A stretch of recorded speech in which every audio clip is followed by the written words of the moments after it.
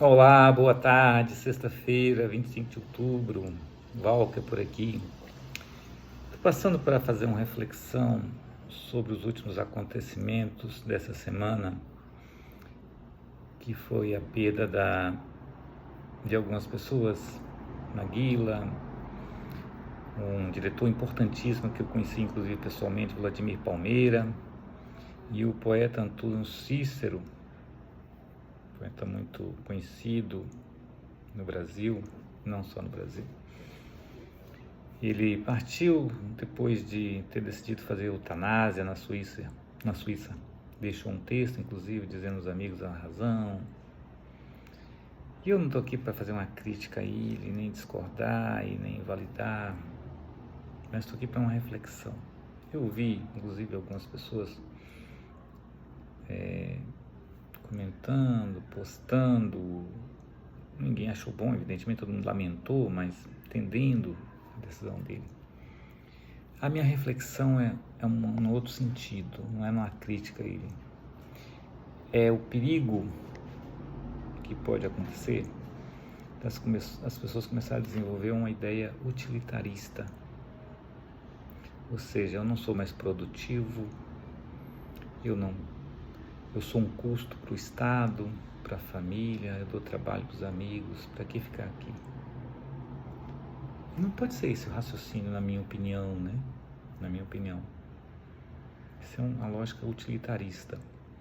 Imagina se o mercado, se não já estiver fazendo, mas no futuro começar a induzir de forma subliminar pessoas a chegar a certo ponto da vida, se autodescartarem, porque não são mais produtivas e são um custo para o Estado.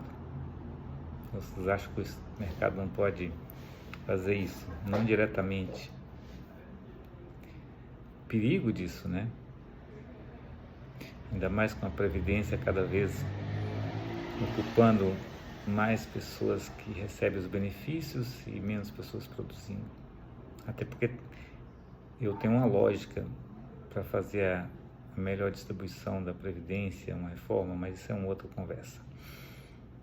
Eu acho que deveria ser mais igualitária a distribuição do benefício e a contribuição de acordo com o que a pessoa ganha, mas depois a gente discute isso. A lógica, o perigo de ter uma lógica utilitarista é muito grande. Eu lembro de um livro que eu li chamado No País das Sombras Longas, que a pessoa ficava velhinha, a história no caso era a mãe. Então ela chegou um momento que ela estava velhinha já, e aí o que ela fez? Ela saiu da casa dela, lá era um lugar gelado, gelo puro, e ela, o que fez? Ela ficou debaixo de uma árvore no gelo, esperando uma fera passar, um lobo, e comê-la, digeri-la e dar fim à vida dela, porque ela achava que era o momento de partir, porque já estava velha e deveria deixar os passos para os filhos, para o genro, para a filha. Isso é uma lógica utilitarista. As pessoas que ficam não olham por esse lado. Elas querem a companhia da pessoa, não é porque ela está produzindo mais ou menos, se ela custa mais ou menos. É da vida. A gente custa quando nasce, custa quando vive, custa quando morre. E o raciocínio utilitarista não pode ser. Não estou dizendo que o Antônio Cícero utilizou esse recurso. O que eu estou dizendo é o seguinte: quando uma pessoa famosa, importante, faz isso, eu fico com medo disso refletir também para outras pessoas num grau maior, porque um intelectual importante é sempre uma referência. E no futuro as pessoas começaram a raciocinar dessa forma, não em si por causa da doença, mas por questão da utilidade, a tese utilitarista que nós conhecemos bem. Na filosofia utilitarista, tem vários economistas e filósofos, né, que defenderam essa tese. Então eu penso que a gente deve ter muito cuidado com isso, muito cuidado. É uma reflexão. Não é aqui uma aula de como deve ser, como não deve ser. É uma reflexão. A gente tem que ter cuidado, porque a vida não pode ser por essa lógica utilitarista, né? É muito importante as pessoas que a gente gosta, que as pessoas que a gente gosta fiquem aqui com a gente, né? O tempo que a gente puder. E o medo maior, o meu medo maior no futuro é o próprio Estado, o próprio mercado começar a desenvolver ideia, não diretamente, né? Mas de uma forma disfarçada, subliminar, de que o correto seria as pessoas se autodescartarem quando chegar a um ponto da vida. Já é um pouco assim, né? As pessoas têm um valor, né?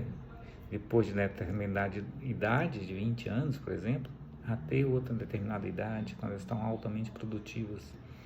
Depois o mercado, os planos de saúde, tudo começam a descartá-los de certa forma. Mas eu estou falando do descarte definitivo, do autodescarte. Vamos pensar sobre isso. A gente tem que ter muito cuidado. A vida tem um valor imenso, nós sabemos, não preciso discutir isso aqui agora. É o nosso maior bem, ainda que alguns achem que a liberdade é maior, pode ser maior, mas a maioria entende que a vida é o maior bem do ser humano. E ele tem que ser preservado sempre, na minha visão. Porque a medicina se desenvolve, né? É possível uma pessoa estar doente e acabar se tratando. Eu sei que tem situações que são irreversíveis, mas o meu medo a minha preocupação é isso virar um método. Boa tarde, boa semana.